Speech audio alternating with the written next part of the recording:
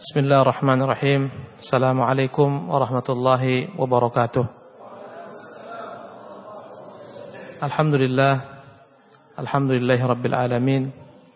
Wa sallallahu wa sallam wa baraka ala abdihi wa rasulihi Muhammadin wa ala alihi wa sahbihi ajma'in.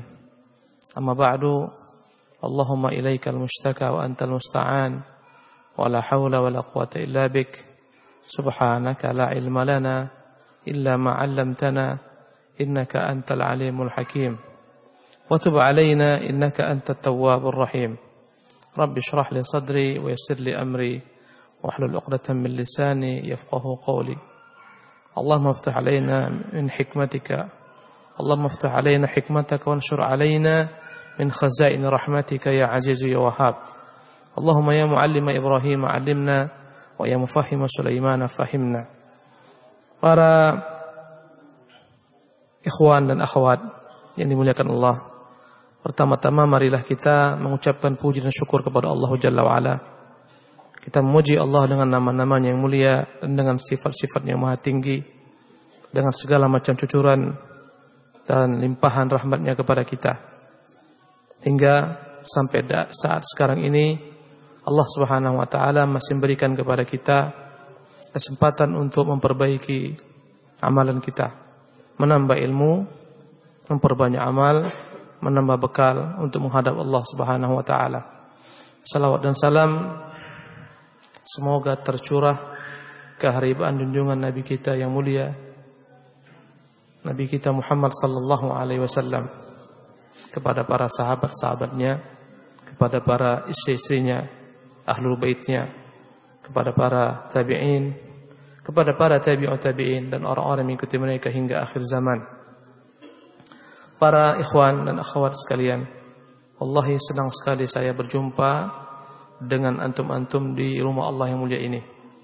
Dan semoga perjumpaan kita ini dalam rangka mencari wajah Allah Subhanahu wa taala.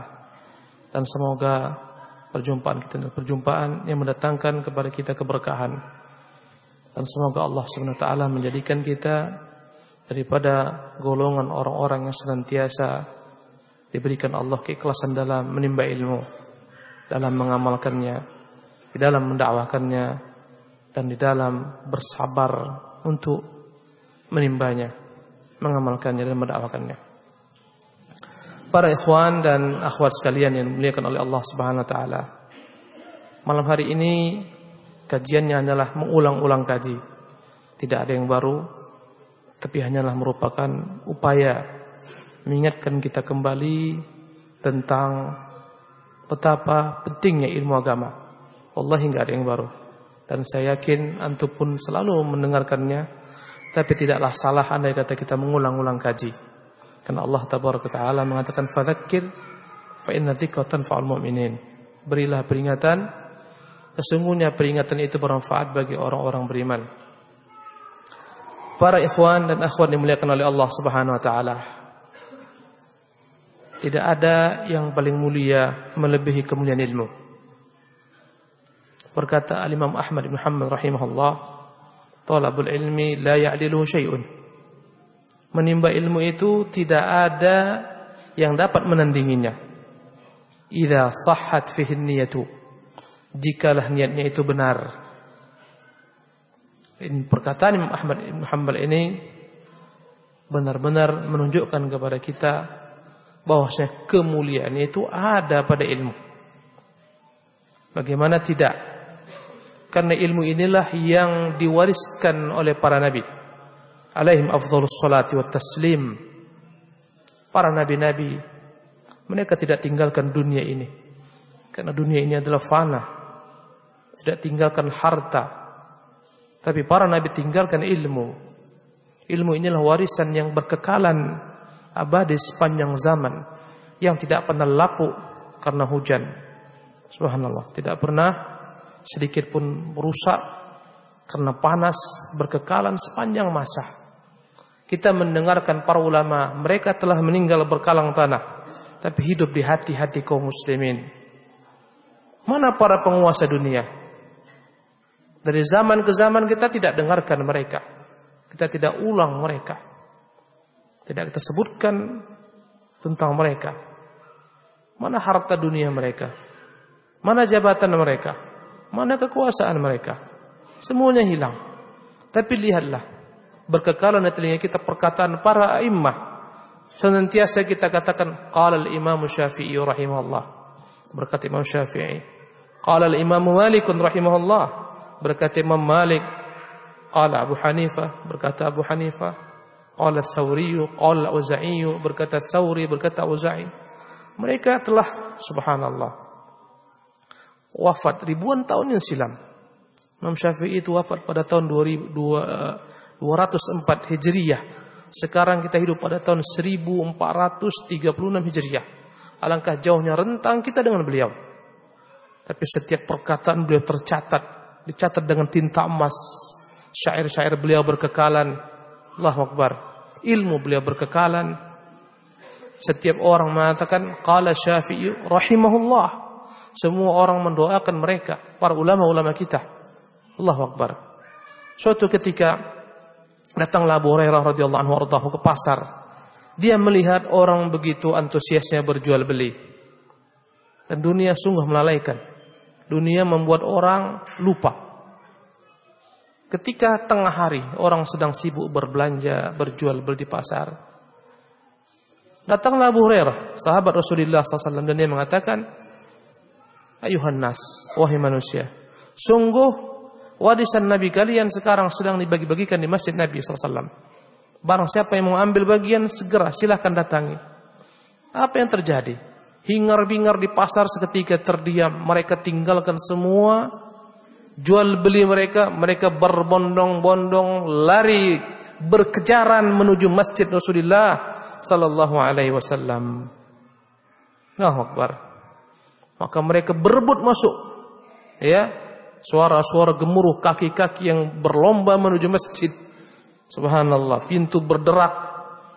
Masuklah mereka ke masjid Nabi sallallahu alaihi wasallam. Mereka dapati di sini ada halaqah ilmu, di sini ada halaqah ilmu, halaqah tafsir, halaqah fiqih, halaqah hadis. Mereka lihat.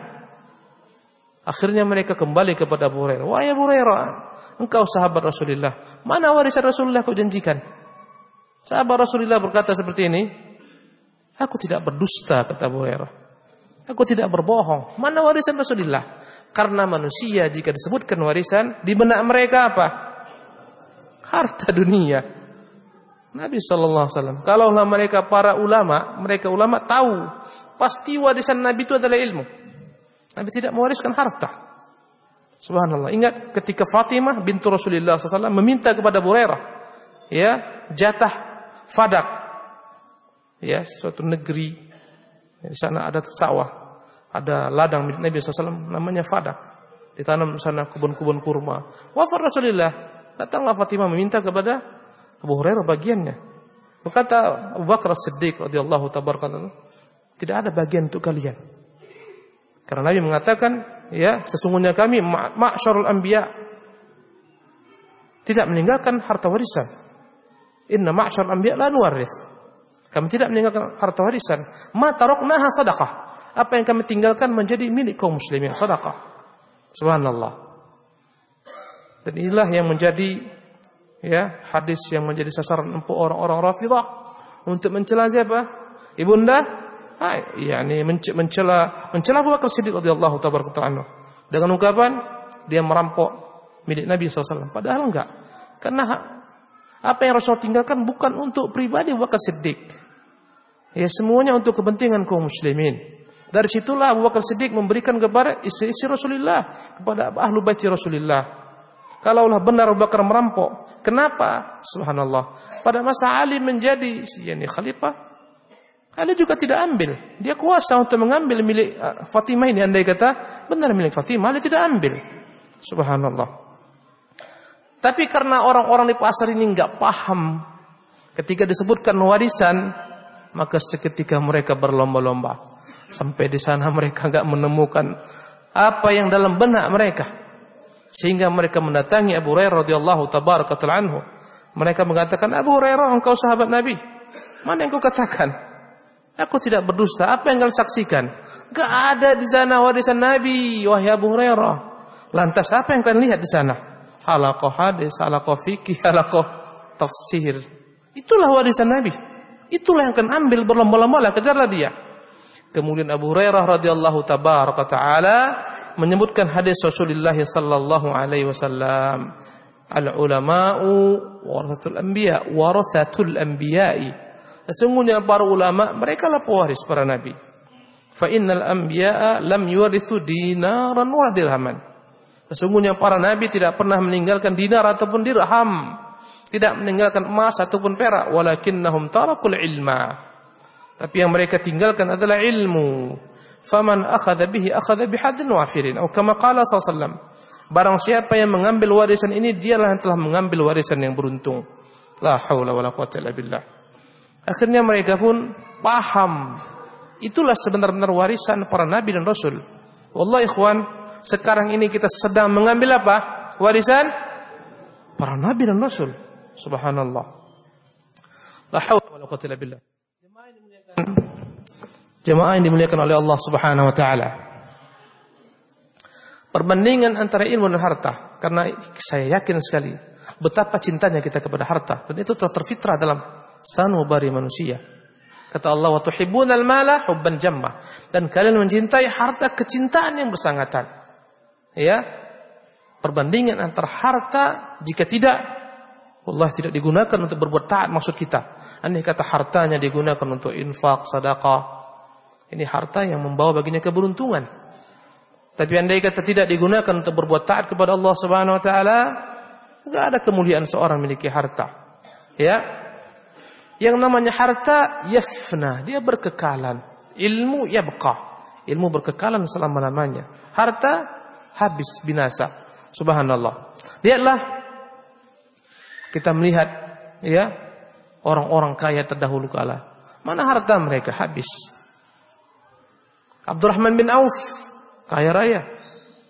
Mana sekarang harta Abdurrahman bin Auf? Apa yang ditinggalkan? Hadis. Hartanya enggak ada. Utsman bin Affan.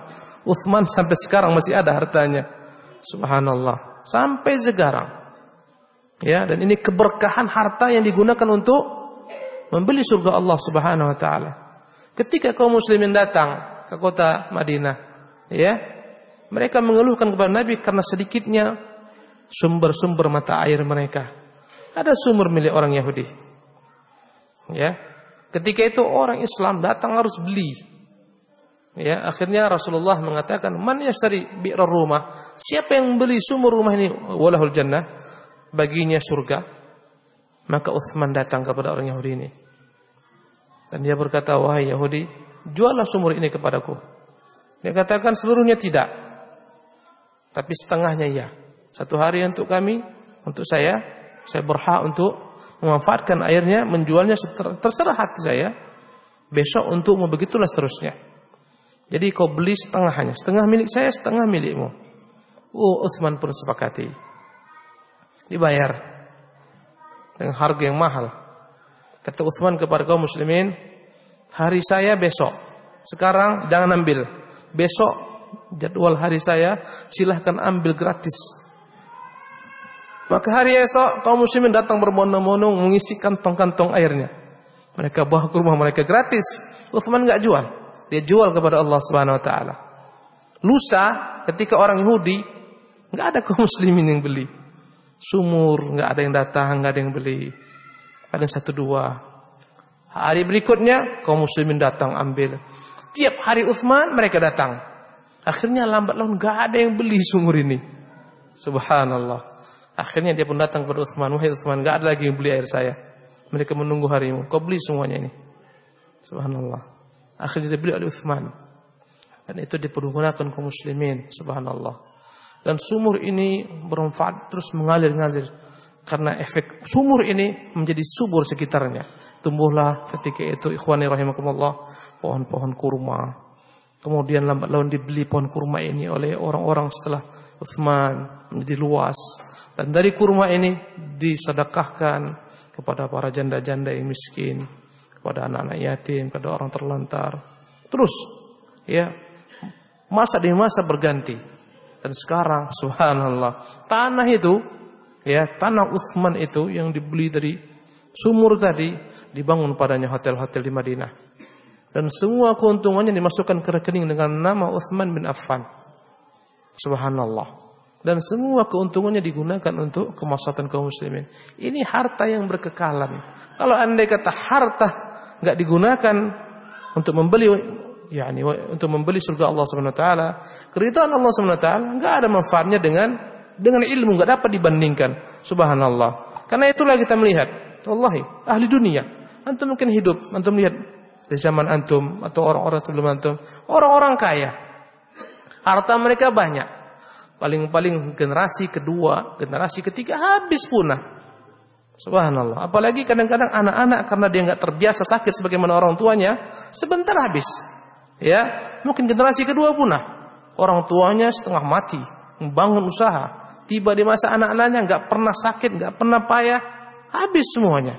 Itulah harta. Tapi ilmu, subhanallah, Allahu Akbar.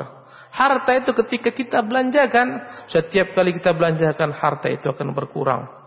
Subhanallah. Tapi ilmu setiap kali kita sebarkan, ilmu bertambah. Semakin kokoh di hati, semakin Allah tambahkan ilmu di atas ilmu. Allahu Akbar. Ini menunjukkan kepada kita ikhwan rahimakumullah, orang berakal adalah mencari sesuatu yang abadi. Andai kata antum disuruh memilih, ya, antara tembikar. Tembikar itu adalah wadah-wadah yang terbuat daripada tanah liat. Tembikar, ya. Antum disuruh pilih, ini tembikar. Dan di sini ada permata. Di sebelah kanan tembikar, sebelah permata. Tapi permata ini ketika Anda ambil, seketika permata ini akan dirampok oleh orang. Tembikar ini enggak akan mungkin dirampok. Dia abadi, kekal bersama Anda. Bisa digunakan untuk menyimpan air dan seterusnya. Mana yang kita pilih? Tembikar atau permata ini? Sekali pegang langsung diambil tukang begal. Dirampok langsung. Ini berkekalan. Mana antum pilih? Orang berakal pilih tembikar yang kekal dibandingkan apa? Berlian atau permata yang seketika dirampok. Bagaimana andai kata saya balik? Ini permata atau berlian kekal. Ini tembikar, baru antum pegang langsung dirampok tukang begal. Disuruh pilih, mana antum pilih? Nah, orang berakal memilih tentunya intan, berlian, permata. Itulah ilmu. Subhanallah. Kekal selama-lamanya. Bahkan dia berkesinambungan kita telah meninggal. Harta selesai kalau enggak andai kata diinfakkan. Berkata Nabi kita yang mulia sallallahu dalam hadis yang sahih yang dari Imam Muslim, "Karena idza mata ibnu Adam inqata 'amaluhu illa min thalathin." Anak Adam kalaulah dia wafat, meninggal, terputus semua amalannya. Kecuali 3 perkara. Dan antaranya adalah au ilmin yuntafa'u bi, ilmu yang bermanfaat. Ya. Ilmu berkekalan. Sampai sekarang selalu kita katakan, berkata subhanallah, berkata Abu Hurairah. Abu Hurairah orang kaya atau orang miskin? Seketika menimba ilmu dia miskin, subhanallah. Miskin, semiskin-miskinnya. Datanglah dia kepada Rasulullah SAW. Kemana Rasulullah? Di situ ada Abu Hurairah. Ya, kadang-kadang dia kelaparan. Pernah dia menceritakan betapa laparnya dia. Berkali-kali karena kelaparan bersangatan dia terjatuh, tersungkur. Sebagian orang datang kata Abu Hurairah, mereka letakkan kakinya di kepala saya. Mereka kira saya ini gila atau mereka kira saya punya penyakit ayan. Dan mereka untuk memastikan itu gila atau kesurupan dengan apa? Diletakkan kaki mereka di atas kepala Abu Hurairah. Wallahi ma bi min sara'in, kata Abu Hurairah, wallahi aku bukanlah kesurupan. Ma bi min junun, aku bukanlah gila. Tapi memang karena kelaparan bersangatan. Allahu Akbar. Dia ceritakan pernah seketika Abu Hurairah kelaparan. Ya, subhanallah. Dia duduk sengaja, duduk di jalan.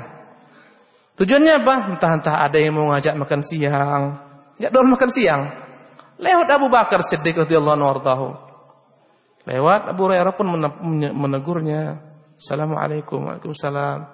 Ya, sebentar berkata-kata. Abu Hurairah setelah itu ditinggalkan Abu Bakar Siddiq. Kata dia lewat. Tak berapa lama datanglah ketika itu Umar dengan hal yang sama. Abu Hurairah enggak berani mengatakan, aduh saya lapar. Karena orang-orang beriman dia malu meminta kepada orang. Subhanallah. Dia tahankan kelaparannya daripada harus meminta. Subhanallah. Ya, Umar juga enggak paham Abu Hurairah kelaparan. Subhanallah. Umar berlewat. Datanglah Rasulullah SAW. Rasulullah tahu dia kelaparan. Maka Rasulullah ajak dia ke rumah salah seorang sahabat dan dijamu di sana. Subhanallah. Ya, dia diundang. Nabi SAW diundang oleh sahabat Rasulullah SAW untuk makan. Ya, untuk diberikan jamuan makanan. Setelah datang Rasulullah dan Abu Hurairah ke rumah tersebut, makanannya enggak banyak, yang sedikit. Ya. Mungkin seperti bubur ayam gitu ya. Kata Rasulullah, Abu Hurairah, ada susunya. Coba kau pergi panggil ke para sahabat-sahabat, undang kemari. Ya. Kata Abu Hurairah dalam hatinya, makanan cuma segini, panggil para sahabat, enggak dapat lagu ini. Allahu Akbar. Tapi yang namanya perintah Nabi SAW, dia panggil.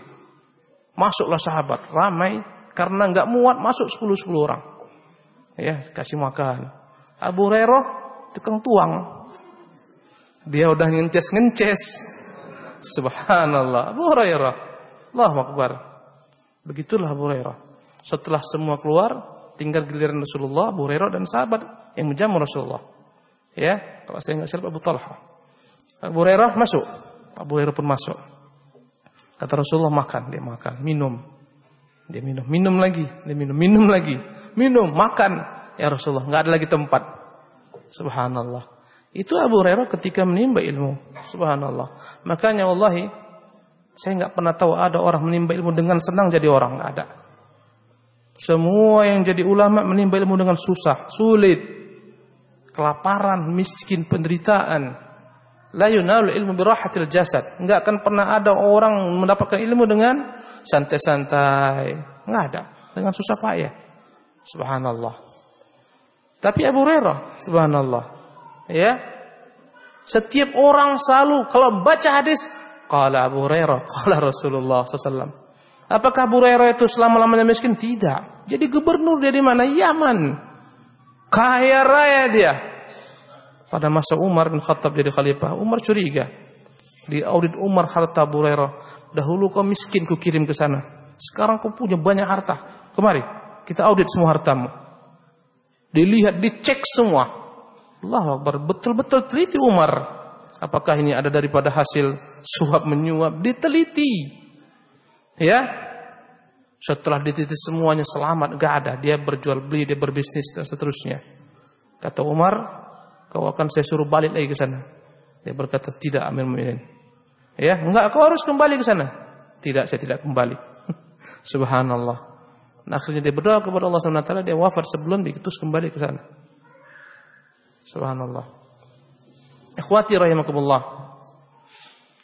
Ilmu ini membuat, subhanallah, orang-orang yang tidak ada apa-apanya, bukan kalangan bangsawan, bukan kalangan hartawan, dengan ilmu berubah, subhanallah.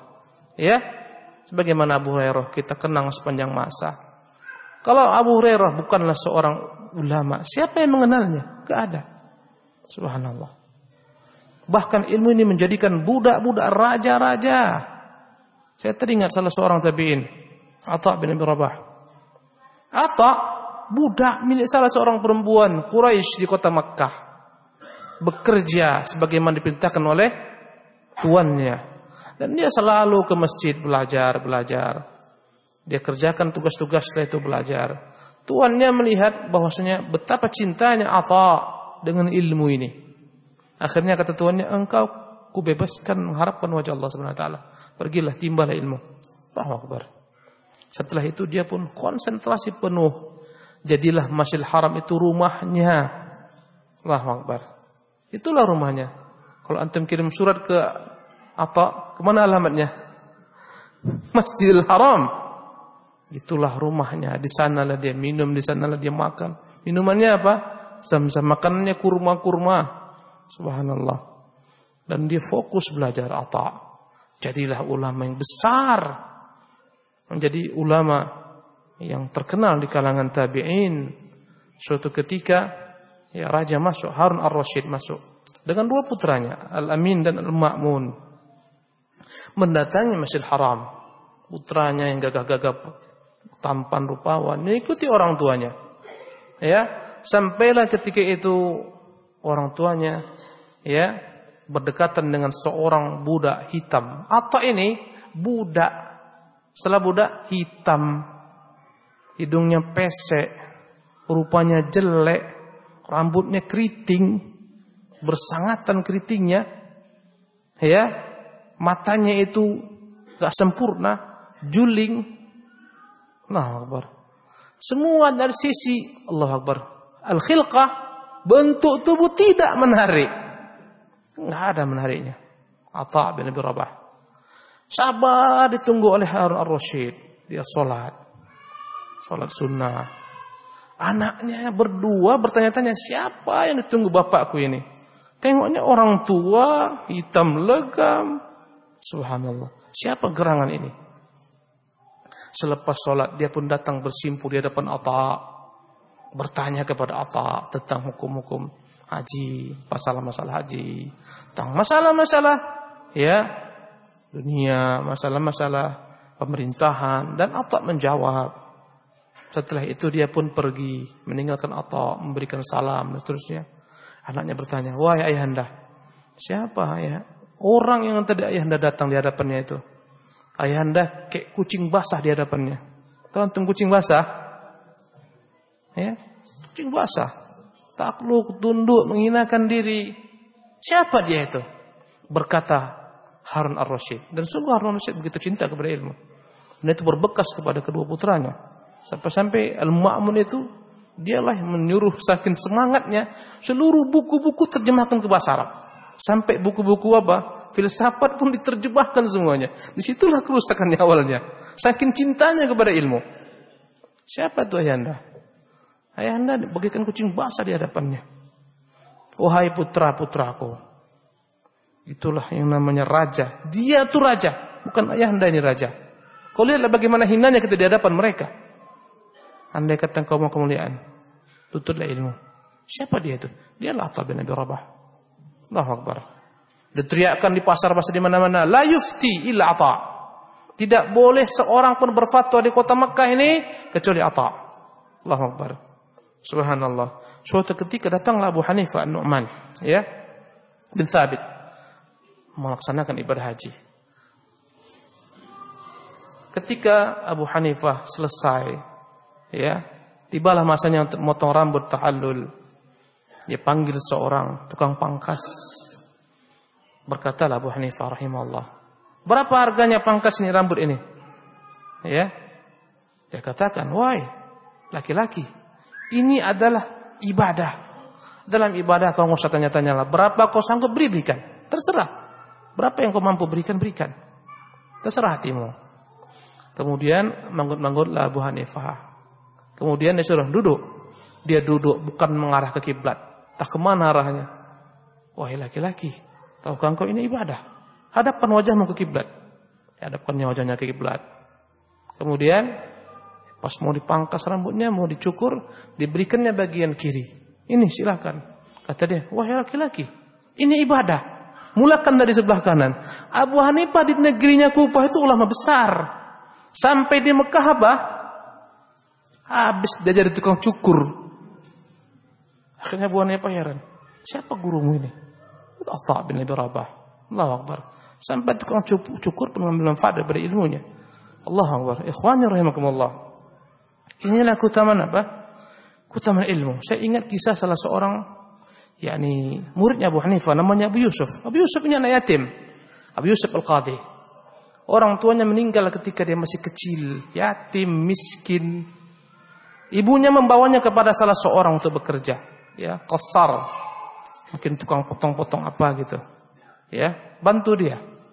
Dia enggak tertarik, baru sebentar dia pergi ke tempat Abu Hanifah belajar.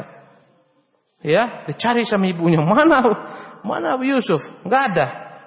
Dapatnya di majelis Abu Hanifah, dia suruh berdiri. Bukan untuk ini kusuruh. Kau pergi sana bekerja. Siapa nanti yang akan menanggung nafkah kita? Dia pergi. Besok pun seperti itu. Akhirnya datang mamanya. Mamanya, entah paham mama. Afwan ya, kadang-kadang bahasanya enggak pas. Datang ibunya. Dia bilang, Wahai guru, engkau telah merusak akal anak ini. Kau rusak dia. Kenapa? Kata Abu Hanifah. Kami ini miskin, kami ini gak butuh ilmu seperti ini, kami butuh makan. Aku ingin supaya dia bekerja, dia pulang bawa faludha dan fustak. Aku ingin dua benda ini aja dia bawa untuk makan kami. Tapi kau rusak dia. Subhanallah. Kata Abu Hanifah, okelah. Untuk itu akan kami berikan. Diberikan santunan. Abu Yusuf terus. Abu Hanifah seorang pedagang yang sukses. Dia berhasil mengumpulkan antara ilmu dan berdagang. Dan enggak semua orang sanggup itu. Abu Hanifah subhanallah. Antum mau jadi Abu Hanifah? Enggak semua sanggup. Abu Hanifah support dia subhanallah. Akhirnya dia terus datang. Jadi apa terakhir dia? Jadi qadhi. Hakim yang paling tinggi. Ditunjuk oleh khalifah menjadi hakim dia. Ya. Enggak salah saya Abu Ja'far al-Mansur yang bila jadi qadhi. Jadi qadhi besar. Subhanallah, dan menjadi orang yang disegani. Seluruh negeri memahami, mengetahui dia.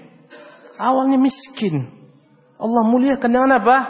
Ilmu. Ketika mulia ilmu pun dapat, dunia pun datang kepadanya. Dan dia enggak terpedaya dengan dunia, subhanallah. Suatu ketika dia berkumpul, kawannya siapa? Kawannya Raja Harun ar-Rasyid kawannya. Ya, subhanallah. Berkumpul-kumpul dengan raja. Ya, datang salah seorang mungkin tukang masaknya atau pesuruhnya. Dia bawakan ketika itu makanan faludat ini dengan fustak. Tersenyum ketika itu Abu Yusuf. Harun ar-Rasyid heran, kenapa kau tersenyum? Dia teringat dua makanan ini. Coba aku beritahu kenapa kau tersenyum? Wahai khalifah, saya teringat masa kecil saya tanya. Dahulu saya disuruh ibu saya kerja untuk cari ini benda yang datang kepada saya ini. Tapi saya enggak cari, saya enggak kerja, saya datang Abu Hanifah. Subhanallah. Akhirnya lihat, sekarang enggak perlu saya cari, datang sendiri kepada saya. Subhanallah. Wallahi ini ilmu ikhwati rahimakumullah. Ilmu mengangkat budak-budak menjadi mulia. Subhanallah. Maka barang siapa yang ingin ilmu, barang siapa yang kemuliaan, enggak ada jalan lain kecuali dia harus berupaya mencari kemuliaan dengan ilmu. Subhanallah. Baik, kita tambahkan sedikit. Ya, saya teringat dalam kitab yang dikarang oleh Ibnu Qayyim Jauziyah, ya, Miftahu Dari Sa'adah, tentang keutamaan ilmu. Demi ilmu ini, subhanallah, makhluk yang lemah menjadi besar. Saya teringat cerita yang disebutkan oleh Ibnu Qayyim Al-Jauziyah rahimahullah ta'ala tentang kisah Nabi Sulaiman. Nabi Sulaiman senantiasa mengontrol seluruh prajuritnya. Di antara prajuritnya ada bangsa jin, ada bangsa binatang, dengan semua bangsa ini, singa-singa, macam lengkap, harimau-harimau, semua tentaranya, ya. Dan dia pun mengecek keberadaan tentara-tentara dari golongan burung-burung. Allah katakan fatafaqqadat tayr. Dia cek. Ternyata Sulaiman benar-benar disiplin. Subhanallah. Sampai tentara-tentara burung pun diceknya, diabsennya. Allahu Akbar. Begitu pemimpin yang sejati, dia cek segalanya. Dia tahu harus detail, dia tahu segala sesuatu. Ya. Akhirnya berkata Sulaiman, fatafaqqadat tayra faqala ma liya lam aral hudhud. Ma liya lam aral hudhud. Am kana minal ghaibin. Dia cek. Mana hudhud ini? Kenapa dia enggak datang? Kenapa dia absen? Dia harus datang kelak kepadaku, memberitakan kepadaku apa alasannya. Jika tidak, laqtulanna, la azbahanna, laqtulanna. Jika tidak dia bawa kepadaku berita akurat yang memberitahukan uzurnya, aku pasti akan bunuh dia atau aku akan sembelih dia. Aku pasti akan siksa dia. Subhanallah. Famakatha ghaira ba'id. Tak lama datanglah burung hudhud. Subhanallah. Burung kecil di hadapan Nabi Sulaiman. Maka berkatalah burung hudhud dengan percaya dirinya. Ahattu bima lam tuhit bih. Wahai baginda, saya punya ilmu. Saya memiliki berita yang tidak kau ketahui. Saya meliput berita yang tidak kau ketahui. Ahattu bima lam tuhit bih wa ji'tuka min saba'in binaba'in yaqin. Sungguh saya bawa berita besar dan negeri Sabak, berita yang pasti kebenarannya. Sulaiman seketika bertanya, berita apakah itu? Ya, kata dia, inni wajadtu imra'atan tamlikuhum wa utiyat min kulli syai'in wa laha 'arsyun 'azim. Di sana kudapati ada seorang ratu menjadi raja bagi mereka semua, dan dia memiliki singgasana yang besar. Kudapati dirinya dan kaumnya menyembah matahari selain Allah Subhanahu wa taala. Sampai akhir kisah diceritakan. Subhanallah. Sulaiman seketika betapa Sulaiman memuliakan burung hudhud ini. Enggak dimarahi, enggak ada sembelih, enggak ada siksa. Bahkan diberikan amanah, kepercayaan besar. Dia tulis surat. Bismillahirrahmanirrahim. Inna min Sulaiman wa inna bismillahirrahmanirrahim. Dari Sulaiman dengan nama Allah Subhanahu wa taala. Ya, Allah ta'alu alayya wa atuni muslimin. Jangan menentang saya, datanglah menyerah. Ini hudhud sampaikan kepada ratu tersebut. Apa kata Ibnu Qayyim? Ini menyimpulkan betapa sultanul ilmi, betapa kekuasaan ilmu meruntuhkan semua kekuasaan dunia. Tunduk Sulaiman. Dan ini menunjukkan betapa tawadhu'nya Sulaiman, sehingga ketika kebenaran dari siapapun datang, dia terima. Banyak orang-orang yang sombong ketika kebenaran datang dari orang yang rendah daripadanya. Kadang-kadang guru enggak siap dapat keterangan ilmu dari muridnya. Terkadang enggak mau dibenarkan muridnya, enggak mau diluruskan muridnya. Kesombongan, tapi tidak Sulaiman. Dan ini menunjukkan kepada kita ikhwati rahimakumullah tentang betapa dahsyatnya ilmu. Saya teringat lagi. Mungkin ini sebelum adzan satu kisah lagi boleh? 7:30 kan? Betapa ilmu ini memuliakan, bahkan bukan hanya manusia yang dimuliakan oleh ilmu. Binatang-binatang pun dimuliakan ketika memiliki ilmu. Saya teringat dalam Al-Quran Al-Karim. Ya, Al-Imam Al-Qayyim menyebutkan kisah tentang binatang-binatang yang Allah angkat derajat dengan ilmu. Tentang apa? Anjing-anjing pemburu. Dalam surah Al-Maidah Allah katakan, mukallabina tu'allimuna wa mimma 'allamakumullah fakul mimma amsakna 'alaikum wadhkuru ismallahi alaih. Anjing-anjing terpelajar, binatang-binatang pemburu, ya, yang kalian ajarkan kepada mereka ilmu yang Allah ajarkan kepada kalian. Maka makanlah apa-apa yang dia tangkap untuk kalian dan sebutlah nama Allah padanya.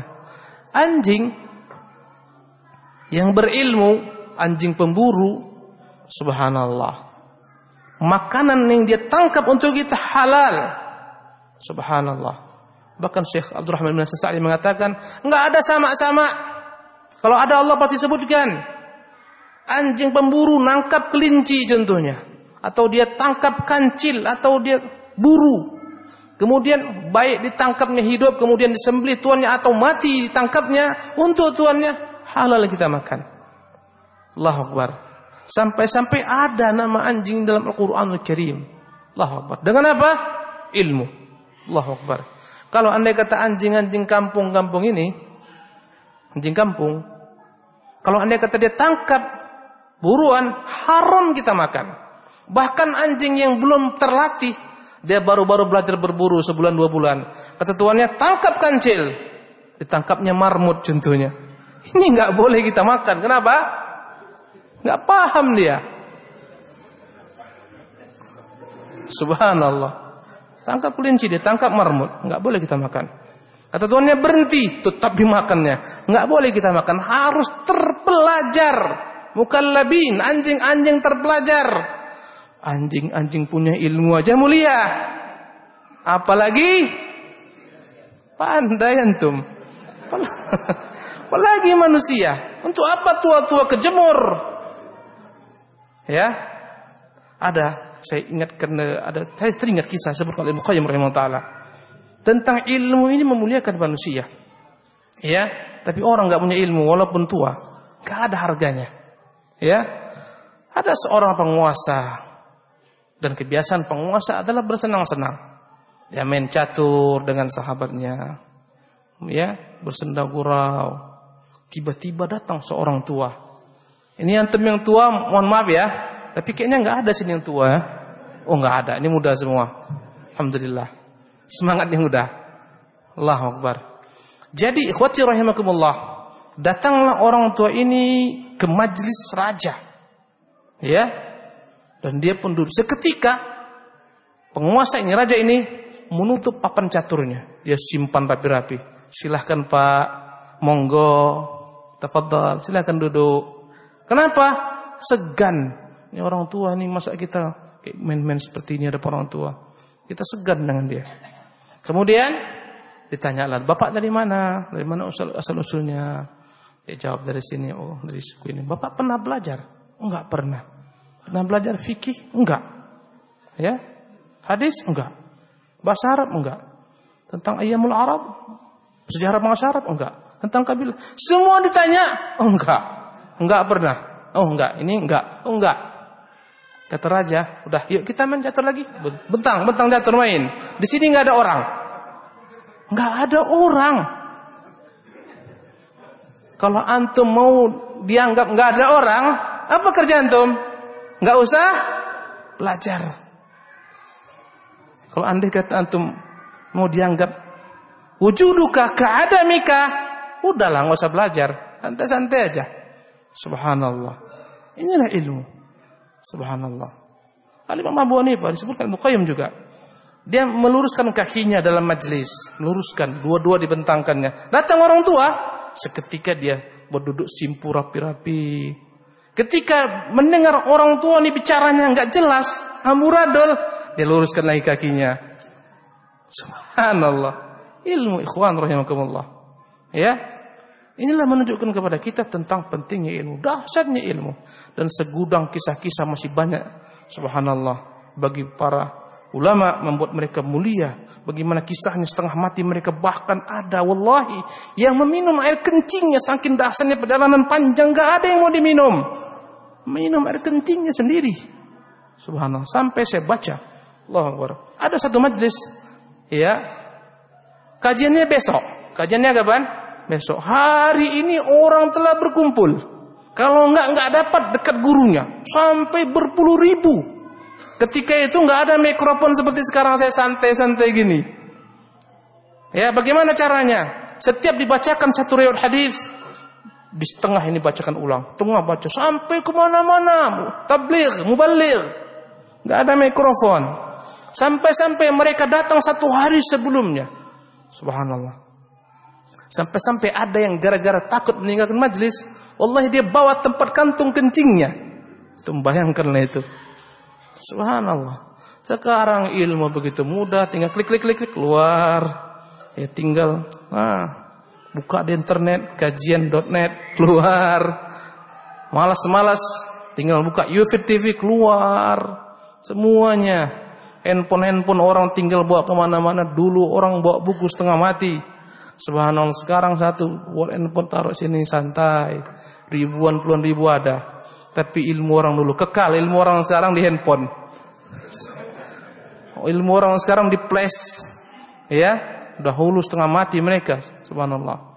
Dalam menimba ilmu ada yang mereka karena enggak punya apapun juga terpaksa harus menghafal. Sehingga terbiasa menghafal, sekali dengar langsung hafal. Kalau andai kata lewat dia enggak bisa nulis. Subhanallah. Enggak ada alat, macam-macam. Saya tahu Imam Zarkashi rahimahullah. Imam Zarkashi di antara sirahnya menjadi ulama besar. Dia tuh orang miskin, enggak punya buku-buku. Tiap hari datang ke perpustakaan. Lalu tiap hari dia aja kayak Syekh Albani lah. Bedanya ketika Syekh Albani udah ada kopi-kopian kan, dia enggak ada. Tiap hari bawa buku, makanya tulisin jelek. Kenapa? Terburu-buru. Tiap hari masuk pustaka nulis, tiap hari masuk. Kita sekarang laptop kemana-mana, jutaan buku situ ada. Tapi di situ aja, enggak di sini lagi. Subhanakallah bihamdik, asyhadu an la ilaha illa anta, astaghfiruka wa atubu ilaik. Wa sallallahu alaihi Muhammad. Nanti setelah azan kita lanjutkan. Bismillah, alhamdulillah, wassalatu wassalamu ala Rasulillah wa ala alihi wa sahbihi ba'da. Di antara keutamaan ilmu, ikhwati rahimakumullah, ilmu itu senantiasa menjaga pemiliknya. Tapi harta wajib pemiliknya menjaganya. Subhanallah. Kita melihat ikhwati rahimakumullah, ya, betapa sulitnya menjaga harta. Kadang-kadang kita punya mobil mewah, mau parkir kita pikir-pikir dulu, ini nanti tergesek ini. Kadang-kadang punya sandal mahal, mikir-mikir kita di mana mau ku tempatkan sandal gue ini. Subhanallah. Kadang-kadang orang-orang kaya stres dengan hartanya. Gimana supaya menjaganya? Barisan, subhanallah, penjagaannya begitu ketatnya. Mungkin di pintu gerbang ada polisi, satpam, ya masuk ke dalam mungkin ada anjing, masuk lagi ke dalam mungkin yang lapisan ketiga, ya lapisan kedua anjing, ketiga mungkin lapisannya angsa-angsa, masuk lagi ke dalam dukun, jimat-jimat, banyak penjagaannya. Subhanallah. Bahkan enggak sedikit orang-orang mati binasa gara-gara harta. Saya ingat di tempat kami seorang ya tajir, orang kaya raya, pedagang. Sore hari lagi sibuk dia ya ngumpuli uangnya, bawa uang. Masuk ke pintu mobil, di pintu mobil didor kepalanya. Tembak, mati di tempat. 80 juta uangnya lenyap. Itulah apa? Harta. Kalau ilmu, gimana antum mau curi ilmu? Subhanallah. Harta kita harus menjaganya wallahi. Ilmu menjaga antum. Subhanallah. Dan ilmu ini subhanallah. Ilmu ini menyelamatkan. Terkadang harta membahayakan manusia. Ya, ilmu yang padanya ada keikhlasan menyelamatkan manusia. Harta membahayakan. Anak teringat sekali bagaimana kisah salah seorang sahabat Nabi, Abdullah ibnu Abbas. Abdullah ibnu Abbas ini masih kecil, umur 7 tahun, 6 tahun. Dia udah sibuk datang kemana-mana, mengumpulkan ilmu-ilmu para sahabat Nabi. Datang ke sana, tulis. Datang ke sana, tulis. Dia selalu mengajak kawan-kawan sebayanya seusianya. Wahai teman-teman, ini banyak para sahabat-sahabat Rasulullah. Mari kita belajar kepada mereka, timba ilmu mereka. Teman-temannya mengatakan, "Alah Ibnu Abbas, Abdullah, kenapa sibuk-sibuk? Kita ini masih kecil, enggak masa kita belajar, kita main-main." Kawan-kawannya main-main. Kata kawan-kawannya, "Siapa yang mau jadikan engkau ulama? Siapa yang mau bertanya kepadamu? Kita ini anak-anak. Itu banyak ulama-ulama." Ditinggalkan Ibnu Abbas, kemana-mana datang. Sampai wallahi dia rela enggak tidur siang. Ya, sebelum asar dah standby dia masuk ke rumah Zaid bin Thabit, sahabat Rasulullah yang terkenal dengan ilmunya, ahli faraid. Zaid bin Thabit, kata Nabi, afradukum Zaid bin Thabit, yang paling ahli faraid Zaid bin Thabit. A'lamukum bil halal haram Mu'adz bin Jabal, yang paling paham tentang fikih hal haram Mu'adz. Standby dia menunggu. Ya, dibentangkannya serbannya, duduk di serbannya. Dia murajaah, mengulangi pelajaran-pelajarannya. Kena ketika itu angin datang, debu masuk-masuk kadang-kadang ke rambutnya, ke matanya. Sabar menunggu gurunya keluar. Ketika asar datang, gurunya keluar. Kaget Zaid. Ketika dibuka, subhanallah, ibnu ammi Rasulullah.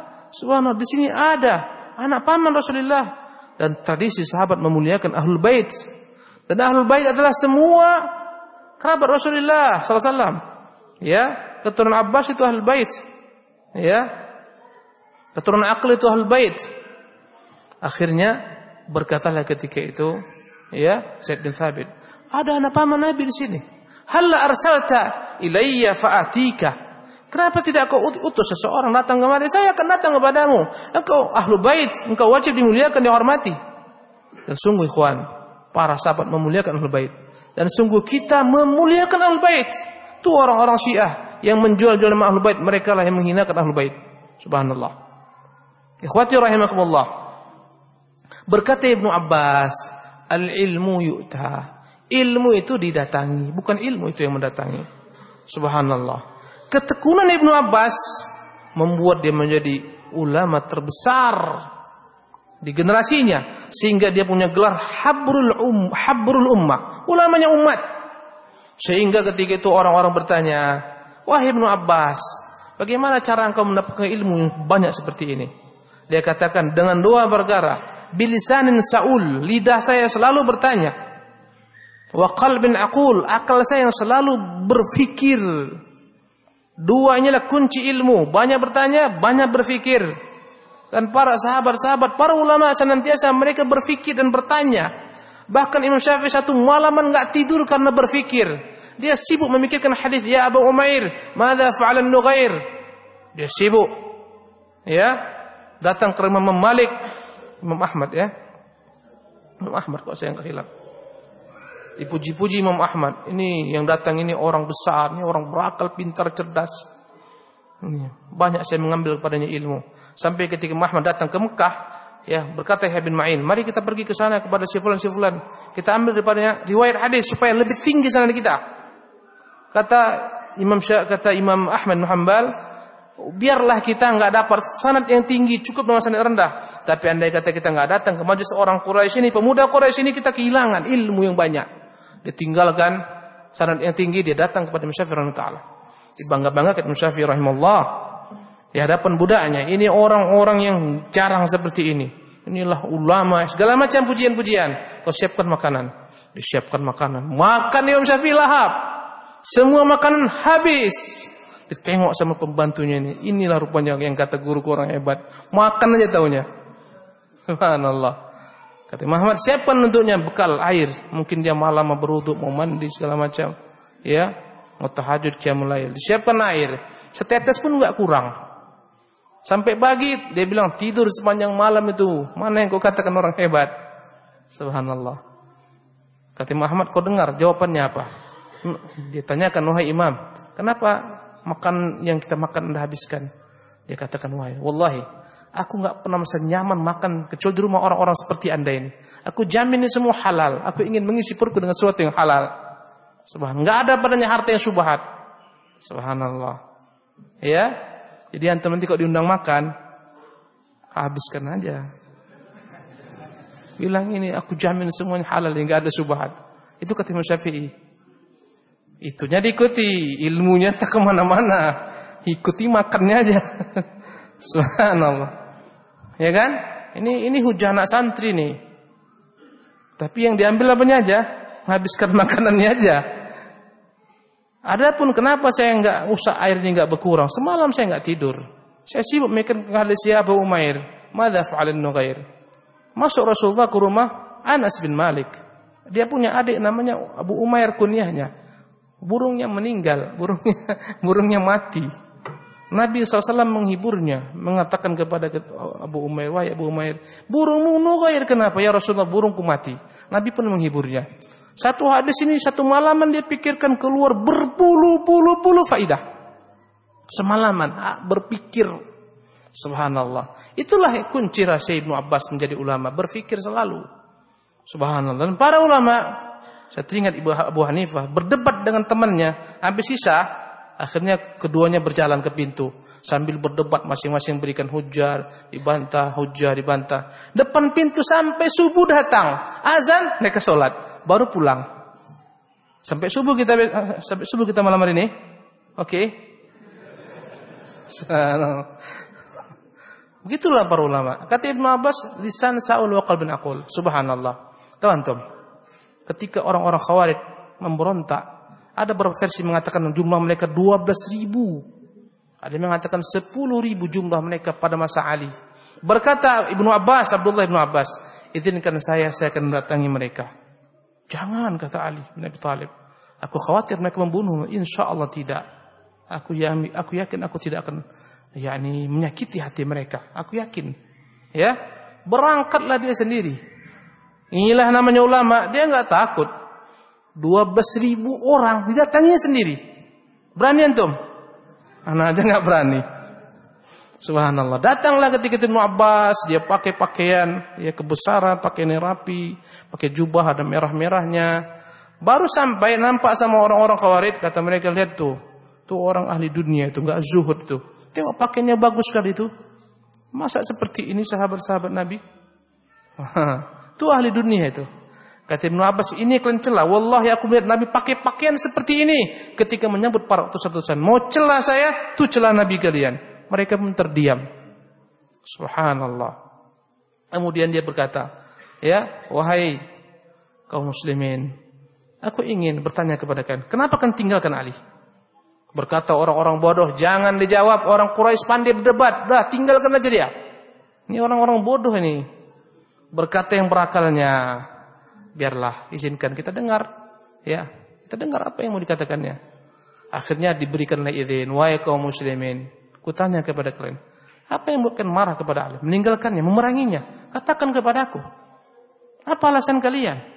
Maka mereka berkata, tuh Ali itu kafir dia sekarang. Kenapa? Anda bayangkan, dalam peristiwa arbitrase perdamaian, dia menghapuskan gelar Amirul Mukmininnya. Ketika terjadi perang Siffin, Ali mengutus utusan, Muawiyah mengutus utusan. Ketika itu dibuatlah ketika itu apa? Genjatan senjata.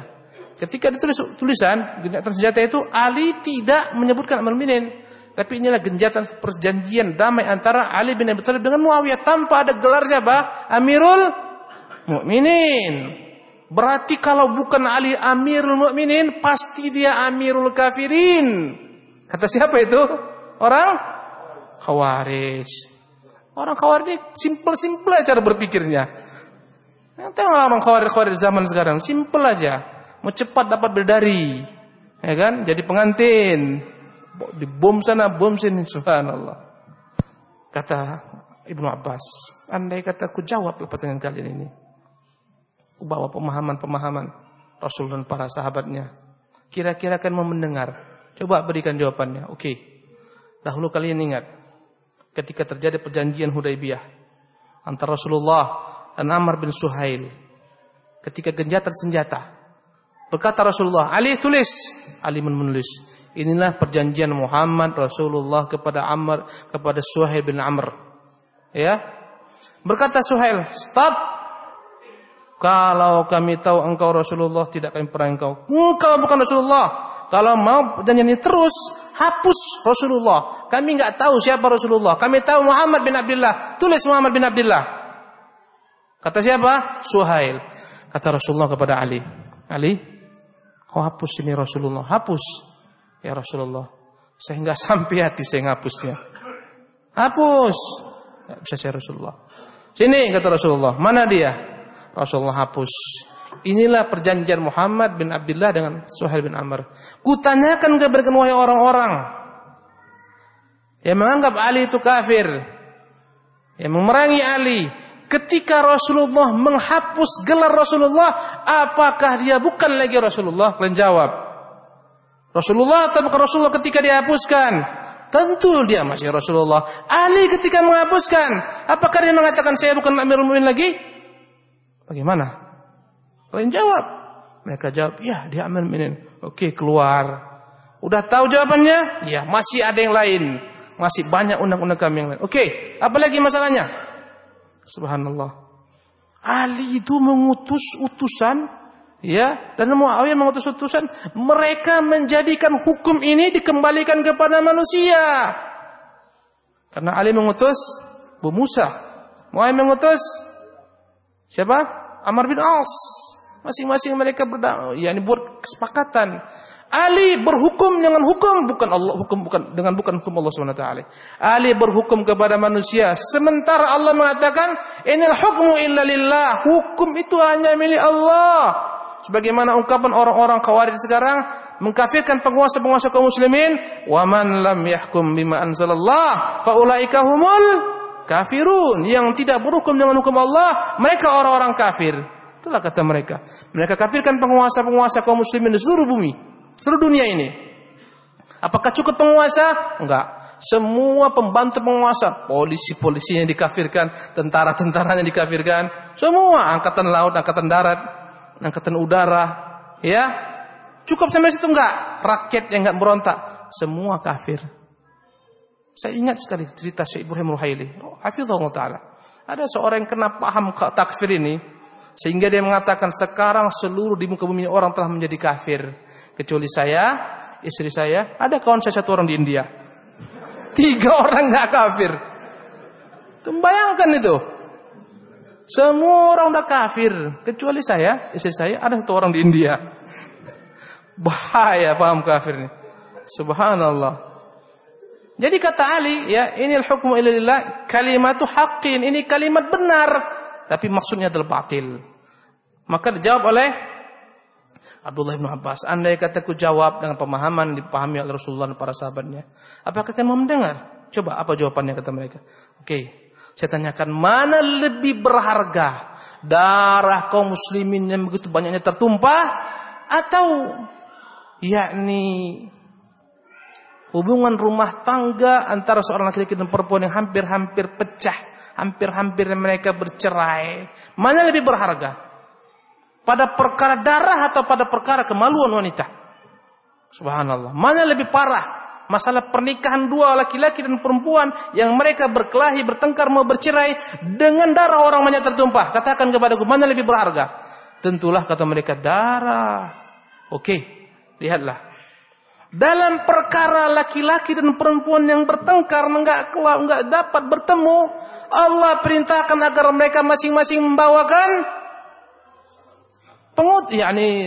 ahli keluarga mereka sebagai utusan untuk berdamai. Kata Allah, fab'ath hakaman min ahlihi wa hakaman min ahliha. Utuslah seseorang dari keluarga laki-laki ini, utuslah dari seorang keluarga perempuan. Subhanallah. In yurida islahan yuwaffiqillahu bainahuma. Andai kata keduanya mau bersepakat mendamaikan antara keduanya, semoga Allah berikan kepada mereka taufik. Kutanyakan kepada kalian, dalam perkara hubungan laki-laki dan wanita, Allah Subhanahu wa taala perintahkan fab'athu hakaman min ahlihi wa hakaman min ahliha. Lantas kalian dalam perkara darah orang banyak kan katakan ini adalah merupakan perbuatan-perbuatan berhukum dengan hukum selain Allah Subhanahu wa taala. Kau jawab. Akhirnya mereka pun mengatakan engkau benar. Ya, subhanallah. Ya, satu lagi. Udah mau isya kayaknya nih. Intinya terus ada satu ayat lagi, tapi enggak saya baca satu ayat lagi. Satu kasus lagi kata mereka. Satu lagi. Ali itu ketika memerangi orang-orang Muawiyah, subhanallah, ya. Ketika mereka lari kalah, awal-awalnya kalah mereka, subhanallah. Kenapa mereka itu enggak ditawan? Ya. Ketika Ali memerangi para sahabat Talha pada perang Jamal, Talha bin Ubaidillah. Ketika itu terikut di sana Zubair bin Awam. Ketika itu terikut di sana Aisyah radhiyallahu anha. Ketika Ali memerangi mereka, kenapa enggak diambil harta rampasan perang mereka? Kenapa enggak ditawan perempuan-perempuan mereka? Kenapa enggak diambil anak-anak mereka? Kalau andai kata mereka itu orang-orang beriman, kenapa diperangi? Kalau andai kata mereka itu orang-orang kafir, kenapa dibiarkan tawanan-tawanannya? Kan simple aja. Itulah ciri-ciri siapa orang Khawarij. Kutanyakan kepada kalian, kata Abdullah bin Abbas, kalau andai kata kalian itu bersama Ali, siapa yang mau menawan Ummul Mukminin Aisyah? Coba, siapa yang mau? Siapa menjadikan Ummul Mukminin Aisyah sebagai budaknya? Siapa yang mau di antara kalian? Kalau akan ikut bersama Ali dan kalian mengalahkan mereka, siapa yang mau Aisyah Ummul Mukminin, ibunda kita semua, menjadi miliknya, menjadi budaknya yang dia setubuhi sebagaimana dia setubuhi budak-budaknya? Ada yang mau kalian? Semua terdiam. Atau kan mengatakan dia bukan Ummul Mukminin? Kalau akan katakan dia bukan Ummul Mukminin, kalian kafir semuanya. Subhanallah. Kalau andai kata dia Ummul Mukminin, subhanallah, bagaimana dia harus ditawan dan seterusnya? Bagaimana kaum muslimin semua harus ditawan dan diambil harta mereka, jadikan rampasan perang, dibagi-bagikan wanita-wanita mereka? Bagaimana kira-kira? Apakah semuanya ku jawab? Ya, kata mereka. Dari 12.000 ini 4.000 kembali kepada kebenaran dengan satu orang. Nomor versi 6.000 kembali. Subhanallah. Inilah manfaat apa? Dahsyatnya ilmu. Kata Syekh Muhammad bin Abdul Wahhab, seorang awam yang dia punya senjata ilmu dikit aja mengalahkan 1.000 ahlul bid'ah. Itu orang awam. Tapi andai kata orang awam kejemur aja dia, sia-sia aja, enggak ada guna lah. Wujuduhu ka'adamihi. Demikian ikhwati rahimakumullah kajian kita malam hari ini. Kayaknya saya rasa enggak perlu ada pertanyaan lah ya. Ini kayaknya enggak perlu tanya-tanyakan ini. Semuanya wadih, jelas. Wallahu tabaraka ta'ala alam wa sallallahu wasallam wa baraka ala abdihi wa rasulih Muhammadin wa akhiru alhamdulillahi rabbil alamin. Wassalamu alaikum warahmatullahi wabarakatuh.